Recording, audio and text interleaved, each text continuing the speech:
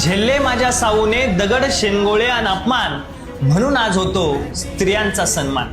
महिलांनो, तुमची सावित्री म्हणे स्वर्गापर्यंत धावली पतीच्या प्राणासाठी, आणि आमच्या सावित्रीमाई फुलेंनी पतीच्या सोबत चालून धर्तीवरती स्वर्ग तयार केला स्त्रियांच्या शिक्षणासाठी। आज 75 वर्षाच्या इतिहासात प्रथमच भारतीय सशस्त्र दलाच्या वैद्यकीय सेवाचं नेतृत्व करणाऱ्या महिलेचा आज इतका मोठा सन्मान होतोय। हा केवळ एका महिलेचा सन्मान नाही, तर शिक्षण, कर्तृत्व आणि स्त्री शक्तीचा विजय आहे। ज्या काळात सावित्रीमाईंना मुलींना शिकवल्याबद्दल दगड मारले गेले, त्याच भारतात आज महिला सर्वोच्च जबाबदाऱ्या सांभाळत आहेत आणि राष्ट्राच्या सर्वोच्च सन्मानाच्या मानकरी ठरत आहेत। आज लाखो महिला शिकल्या, स्वतःच्या पायावर उभ्या राहिल्या आणि सर्वोच्च पदावर पोहोचल्या, कारण सावित्रीमाईंनी संघर्षाचा मार्ग स्वीकारला।